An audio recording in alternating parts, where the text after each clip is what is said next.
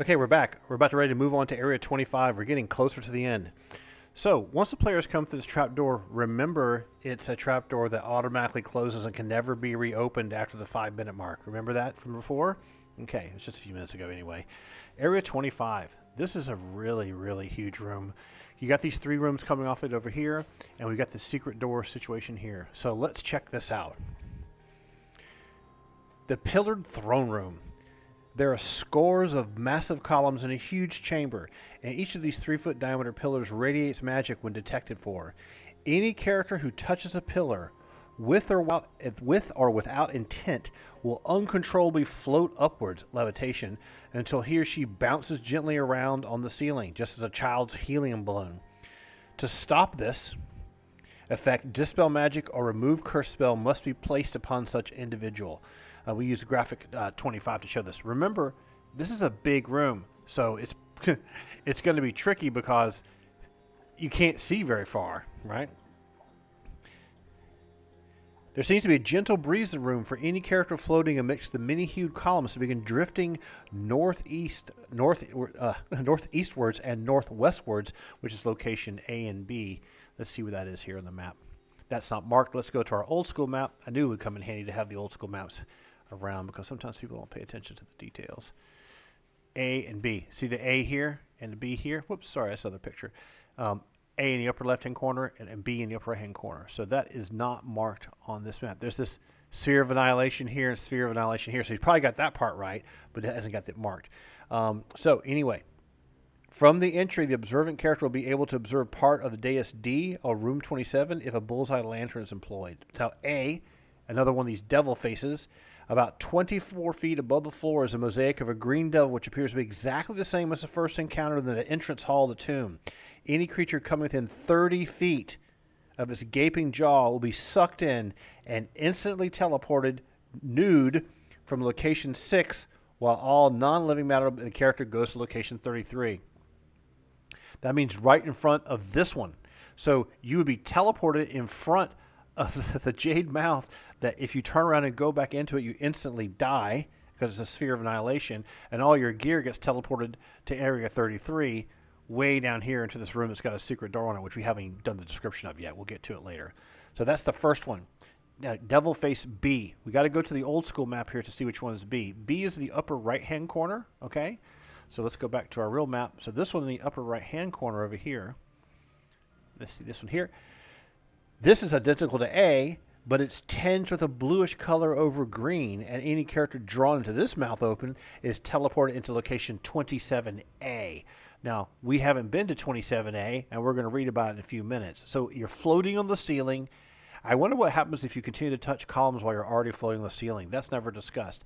There's a gentle breeze that's slowly making you go up, push you over to this corner and pushing you over to this corner. But when you get along here, you probably see these 3 door/markers here. Charred remains. So we have to go back to our old school map. Let's go back to the old school map. Charred remains is at C. Now, we don't see C listed here anywhere. We have A, we have B, we have 26, 27, and 2 26s and 27, and we have the secret door in this marker here. So we're not sure where this is referring to. Let's read it because a lot of times the God is in the details, right?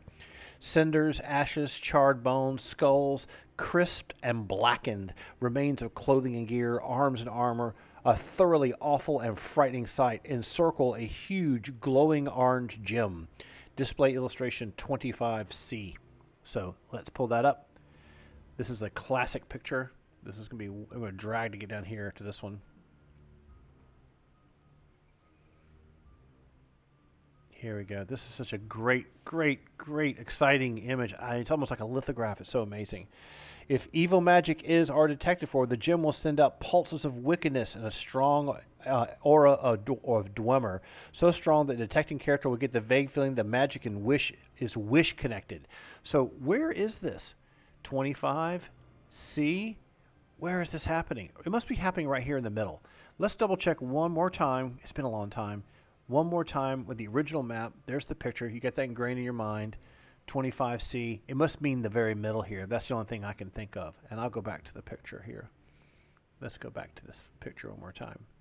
There we go. And we'll go back to the map as well. All right, so A gem is cursed wish magic item, and no matter what is desired by the character daring to touch it, and a wish, a reverse or perversion will bring doom to that character, and all named in the wish. Immediately after causing the evil wish to transpire, the gem begins to pulse with reddish light, glowing progressively stronger, brighter, and hotter. Count to 10 as usual. This is a Sesame Street episode if I've ever seen one. The stone then explodes. Oh, you ready? Absolutely killing any character within a 15-foot radius with a wave of searing radiations and flames. The gem remains as a noisome mass of stinking purplish mold which bubbles and chuckles. In 1 week, the mass will reform into the glowing orange gem. Ow. Thank goodness you're not 15 feet away. When this thing gets brighter and brighter and hotter, that should be a dead tell that something nasty is about to happen. So down at the bottom, we have this ebony dais, I think that's how you pronounce the word, and a silver throne. This is graphic 25D. Let's pull this up for you. We got the PDF going for the graphics. That's this one here, with the scepter and this crown, a little engraved crown, the two different cobras, the two little nasty little demon guys on the top. Very nasty. That's happening right down here. Contrasting with the pastel colors of the floor and the pillars of the hall is the stark blackness of a huge dais, atop which rests an obsidian throne inlaid with silver and ivory skulls. Upon the throne rest a crown and a scepter, both of which will give off an aura of magic. So you got a sense of what it is, and you see the secret door. Let's go back to the picture for you. Upon the throne, most of which goes or magic, the crown of gold negates the pillar's levitation effects and enables the wearer to see within the hall as if he or she were in normal daylight. But outside this palace, the wearer is blind. Furthermore, the wearer knows that the crown can be removed only by touching the scepter to its lop. Top. The scepter is electrum and a gold ball at one end and a silver knob at the other. If the silver end is touched to the crown, the wearer is instantly snuffed out, turning to a fetid powder that cannot be brought back to life no matter what, wishes notwithstanding. If the golden knob is used upon the crown, the wearer can lift it from his or her head. Examination of the throne will reveal a small replica of the crown inlaid in silver upon the lower part of the panel seat. If the silver in the scepter is applied to this inlay, the throne sinks and reveals a 5-foot wide passageway. Wow, another death trap from hell. These are like lyrics to a metal song, right? If you touch the silver ball in the crown. So let's just go over that one more time to make sure you get this clear. The scepter is made out of electrum, right? If you've got the crown on your head, that's one thing. If the crown's on the seat, that's maybe a different thing. If the silver end is, it says one end is gold ball, the other end is a silver knob. So this I would call this a knob, and I would call this the ball. This would be like where you hold it in your head. This is the head of it. This is at the foot of it. So if we talk about the silver knob at the other, the gold ball would be at the end of the scepter like you would normally hold in your hand. Okay? If the silver end has touched the crown, the wearer is instantly snuffed out. I mean, if you touch the pommel of the scepter onto the crown, you instantly vaporize, turning to a fetid powder, which cannot be brought to life no matter what. But you don't have to be wearing the crown. So the odds that someone would grab the scepter and start running around with it, you could touch your friend and hit someone in the face with it, it's not going to do anything. Only if someone was wearing the crown. The crown will negate the pillar's levitation effect and enable the wearer to see within the halls as if it were normal daylight. It means you can see in the darkness. Okay, but once you get out of the area, you're going to be completely blinded. So if someone doesn't put the crown on and picks it up and has it in their hand, if you're holding it in your hand and this thing touches with the bottom end, it says wearer, instantly snuffed out, not holder. So I wouldn't, someone like you got a thief or a magic user trying to cast Identify Magic on the crown, I wouldn't wipe them out because it's pretty brutal, right? Only if someone's a fool enough to put the crown on their head would that happen. Now, opening this trap door, there's a trap door where this thing will sink down into the ground to open it, right? Examination will reveal a small replica of the crown inlaid in silver upon the lower front of the panel seat. If the silver end of the scepter is applied to this inlay, the throne sinks and reveals a 5-foot passageway. There'd be no other way for someone to know how to do that. They would have to fumble around for a while. I remember a long time ago, my party resting in the room and changing all their spells and doing all kinds of stuff, and I finally gave them a clue about how they could pull this off, right, to get them to move on. Each of these items are obviously valuable. 25,000 GP for the crown, 12,500 scepter, but both are cursed, and if they're removed from the tomb, the possessor of either will be visited by a demon type 1 sent to reclaim the item and return it to the throne room. 2 such demons if a single character has both, which isn't necessarily that big of a deal. Sometimes people love those kind of fights. Now, the next area we're going to talk about is not the area beyond this. We're going to talk about area 26. We have these 3 rooms here. There's 2 of them that are 26. This one's a little bit different with different graphical designs. Let's go about this small room with a door of electric blue, okay? Because there's 2 of them. There's one to the left and there's one to the right. The door actually shimmers with a taint blue light when observed from within 10 feet. When the door is touched, the gleaming grows bright. A brass pull beckons to be used, and the door will open easily. Inside the western room, there is only dust. So it's stipulating the western room is just dust. The eastern room is another matter. If this door is opened, the characters will see a low stone table upon which rests a large wooden sarcophagus. Various broken and looted chests, urns and coffers are scattered about. Inside the sarcophagus are the parts of a mummy. Not an undead exactly, for at this time is a mummified remains of a human. With wrappings partially undone and tattered, a huge amethyst is just barely visible between the wrappings covering the head. This 5,000 GP gem has an evil magic placed upon it, and if it is removed from the eye socket, it remains to become a true mummy with the following specs. So if you take the gem out, this is when the bad stuff happens. Hit points 39, 2 attacks per round due to haste, 2 to 13 hit points of damage. It resists fire upon the wrappings, make them impervious to normal flames, and the creature wears a ring of fire resistance. So you got an enemy in this room. It's not that big of a deal. A party this size and power will be able to wipe them out quite easily. 27. The Portal of Scintillating Violet. This appears to be another small 10 by 10 room, much like number 2, like the 2 number 26. When the door is touched, a faint lilac color will glow faintly from a distance, will shine forth a bright and coruscating purple with tinges of sickly green. But you're repeating the word faintly twice. If the door is pulled open, the characters will see a bare chamber with a small door before them on the north wall and a pair of swords crossed behind shields hung upon the walls. There are 3 of such sets on the walls to either hand, 2 sets on the north wall, 1 flanking each side of the door. If the threshold is crossed by any creature, 1 set will fly off the wall and attack the individual. So doing, the 2 swords will both attack at the beginning and the end of each round, striking as if they were to be wielded by a first level fighter, which means they won't hardly hit anyone with AC -2 or something like that, but being +1 on to hit and to damage. This trio will attack so they are either destroyed or the one who violated the area is dead. Each item has AC 3. This has got a picture for it. Let's pull that picture up. It's this one right here, another Trampier picture. So this is the shields on the wall and everything like that. Remember when it described which ones will come off the wall, right? Each item is AC 3, has 11 hit points of damage to destroy it. All hits will be taken by the shield first, as always, to interpose itself. Surviving weapons and shields return to their former positions after the offender is hacked to pieces. But that isn't really going to happen because this thing attacks as a first level fighter. They're going to need natural 20s to hit high level players, unless a magic user run around like AC 5 or something. So that's not that big of a deal. I wouldn't actually make this harder. They've already so freaked out about all the bad things that have been happening so far. This might be like, oh my goodness, is there more to this than this? This seems so simple. Surviving weapons and shield return to their former positions after the offender is hacked to pieces. Well, if that doesn't happen, the following spells will affect these items, and only the following. Repulsion sends all 3 back to original position. Heat metal, or rod of cancellation, causes 1 to fall to pieces. Transmute metal to wood will cause 2 to fall to the ground. And motionless hunks of timber. Disintegrate will destroy any and all of the set. Enchant weapon will cause a sword to become a plain iron weapon. Worse still, if the threshold is crossed a second time, still another pair of blades and shield will attack, and each set will attack at 1 level better than the last, to be 2nd, 3rd, 4th, all the way up to 8th level. Each will have 1 greater +1, +2, all the way to +8. So the more you do this, the more you're going to have problems with these things becoming greater and greater, more powerful. That's the part that's kind of interesting. But when players are facing something that's so easy to hit that can never land a blow on you, they're not going to be worried about it. They'll be trying to figure out kind of ways to defeat these things and destroy them. But if you damage them, okay, let's see here, where's the thing?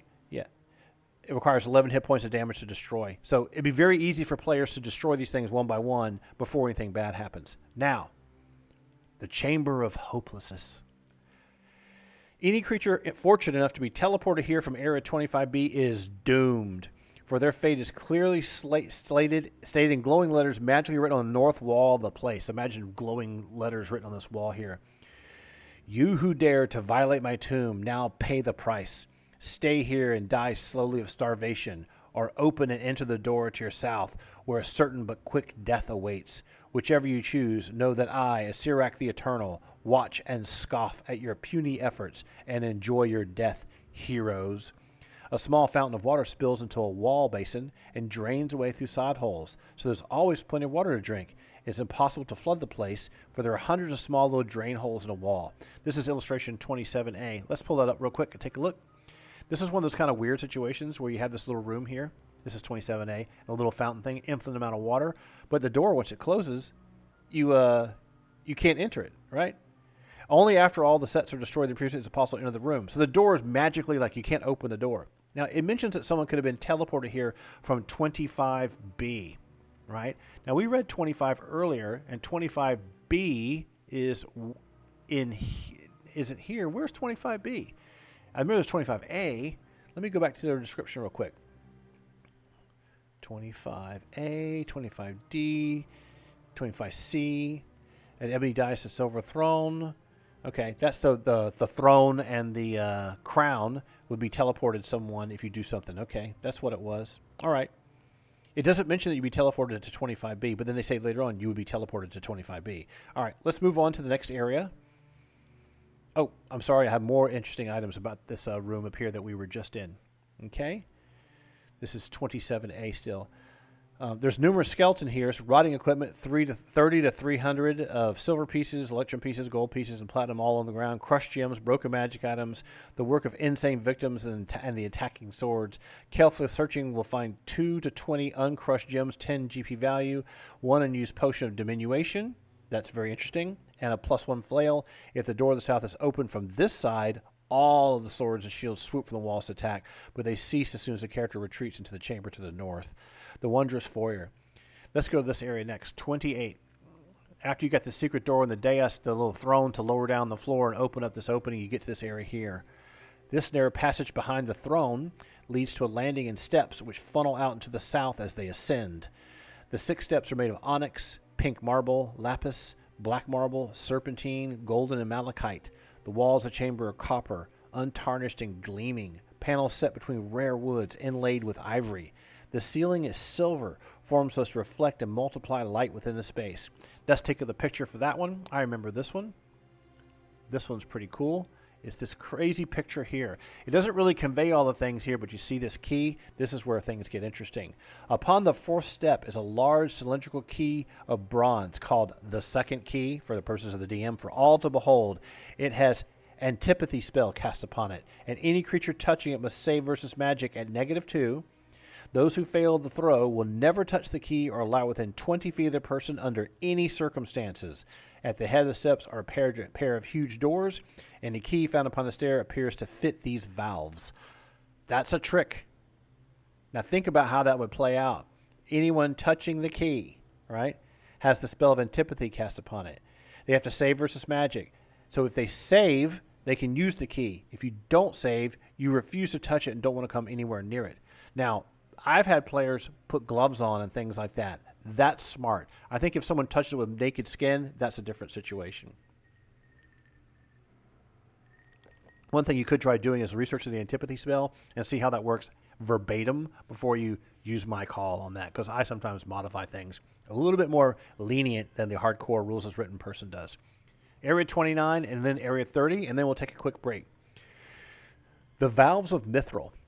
These doors are 14 feet wide and 28 feet tall. They're made of solid mithril, 3 foot thick, and impregnated with great magics in order to make them absolutely spell and magic proof. Where these valves meet is about waist high in a cup-like depression, a hemispherical concavity with a central hole. The latter appears to be the keyhole for the second key, but if it is inserted, the character doing so will receive 1 to 10 points of electrical damage, while the first key will cause double the amount of damage so that any foolish to insert it. Remember, the first key was in 2 pieces in the vats in the room that were way over here, right? This zombie preparation room. Where is that darn room? Let me zoom out so I can find it faster for you. Sorry about that. This room here. So when you come in the room, the picture's from the other side. As a piece of key in this one, a piece of key in this one. The picture was always drawn looking from this way, so it's kind of flipped. Anyway, so if you use the other key, these nonsensical traps happen all the time. They're kind of crazy. The real key to these great gates is the scepter from 25D, if the gold ball is inserted into the depression, which we talked about earlier, if you're holding the scepter in your hand, the tip that would normally touch things is the gold part, and the pommel we decided was going to be the silver part, right? The mithril valves will swing silently open. If the silver sphere is touched to the hemispherical cup, the holder of the instrument will be teleported instantly to be spat out of the devil's mouth at Area 6 nude, while all non-living materials of him to her go to Area 33. Now, this has happened a few times in the adventure. We've got a few naked dudes now in this room not far away. Though, when we get to 33, it'll be interesting to see, is there a way to get out of this room, or is most of your party all hanging around, sitting on the floor naked? They've probably peed in the corner by now, too. Who knows what else is going on, right? Let's hope nothing bad is going on. They're just very defeated feeling. The crown and scepter flash back to home. So if you do that, the person gets teleported, and the crown and the scepter will flash back to its original position, even though the throne may have been moved. So it can still be reused multiple times. That's a way for someone to get, if someone uses it, and it teleports away, it moves the scepter back to the original position so someone else can try. Remember? And plus you've got the key to deal with as well. All right.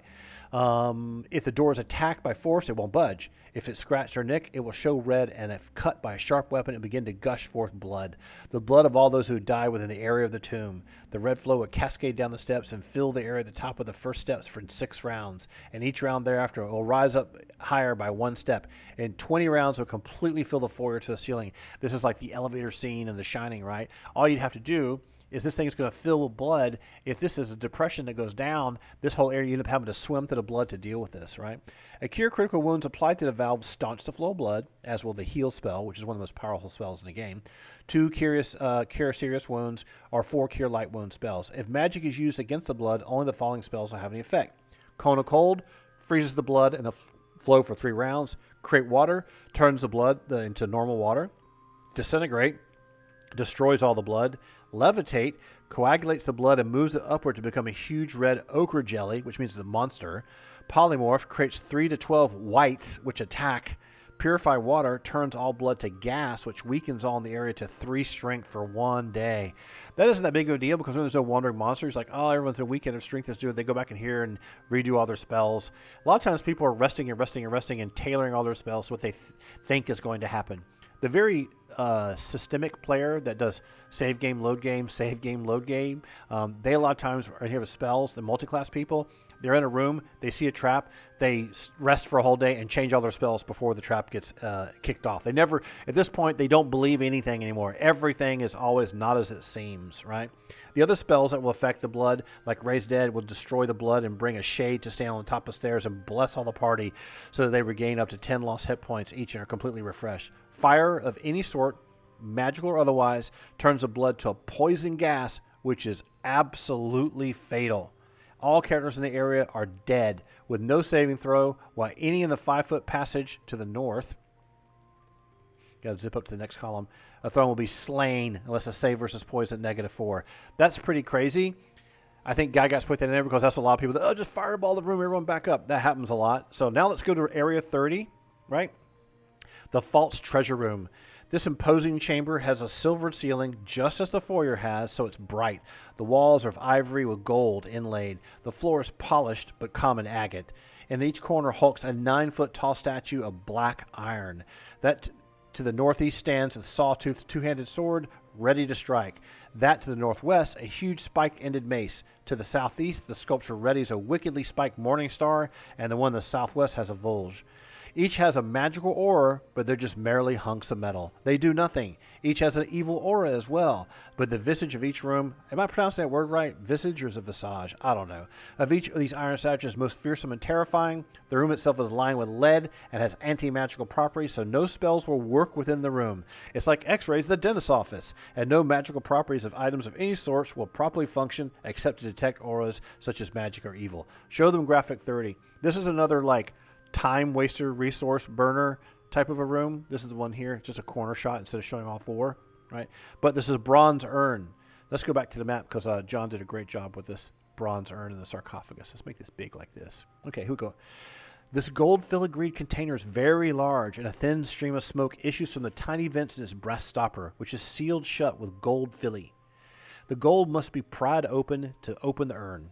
If the stopper is removed, an ifrit will come forth. If the urn has been battered, knocked about, shaken, overturned, the creature will be in a fury and attack. Otherwise, it performs 3 services for the party and departs. That is amazing. That's the hugest Aladdin moment you could possibly have in a game. You just need Robin Williams, rest in peace, to do the voice acting for you on that one. The granite sarcophagus, excuse me. The huge outer shell has glyphs spelling Asirak on the lid in platinum. Inset equals to 100 coins, which can be pried out. The far end of the thing is stove in and shattered. Inside can be sits of wooden inner shell, a few bones to show jewelry. The stones have been pried out. Torn bits of robes and windings, dust, a broken staff of the Magi, evident from the runes upon it. A shattered skull which will roll out of the contents poked around. Why the Demi-Lich has so long been destroyed, but his magical traps somehow survived. The iron chests.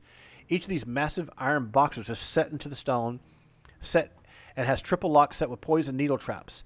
Neither can be possibly moved, and both show marks of prying, battering, etc. The eastern chest holds 10,000 GP gems, which appear to be not less than base value of 50 GP. That's wrong. Let me reread that. The eastern chest holds 10,000 gems, which would be less than 50 GP value each, no matter how they're tested in the dungeon. Each is actually a 1 GP quartz gem. The other contains 10,000 copper pieces, magic to appear as platinum until they're removed from a distance of 13 miles from the tomb and their true nature becomes evident. It will require 3 persons of 16 or greater strength to move the iron statue. That's this over here. The one hides a ring pull, which will raise a small plug of stone to enable the party to enter a small chute, which takes them 10 feet down to the corridor to the west. And now we go to area 31, which comes down the chute here, goes down to the west. Now we need to read 31 and 32 simultaneously. The 2 one-way doors to the north are actually form a phase door, which enable characters approaching them from the north to go through the corridors which are not actually existing in the normal world. No amount of trying can make it possible to find these passages from the south, but be it Passwall or Wish or whatever. Opening either of these doors, or the one to the east from the far side, causes a cover pit to come in phase in the area as shown. The pit was otherwise exactly the same as all the others in the place. 32 is the secret door that we just talked about. This is the one that goes to the room a lot of people get teleported to naked. This portal cannot be detected by any magical means, but careful inspection will discover the wall at this location has a small opening that is a metal-lined, obviously a keyhole. Any attempt to force the door open by physical magical means will be useless. If the first key, the gold key from the 2 vats in Area 19, is inserted, the door will sink into the floor, a stone-sheathed adamantite slab of tremendous thickness. There can be no real doubt at the end of the adventure, one way or another, is near. Anyone that was in here naked is rejoined with the party. You have to have your Ifrit with you, hanging out with you to give you a wish. I wish to have some better armor and clothing. Area 33. The crypt of the Sirak, the Demi-Lich. This is where it gets nasty. Should we take a quick break before we come back to this? This is the final room of the adventure. I think I'm going to take a quick break and come right back. So get ready for this last one. This has got some nastiness to it. It's a small little room. Remember, players could have been teleported in here naked the entire module. It's probably the craziest thing I've ever seen in any dungeon ever. I'm going to take a quick break, and I'll be right back, and we'll do the final room, and then we'll have what I call a conversation about this whole adventure as a whole. What makes it cool? What makes it silly? What makes it hard? What makes it a classic? Be right back.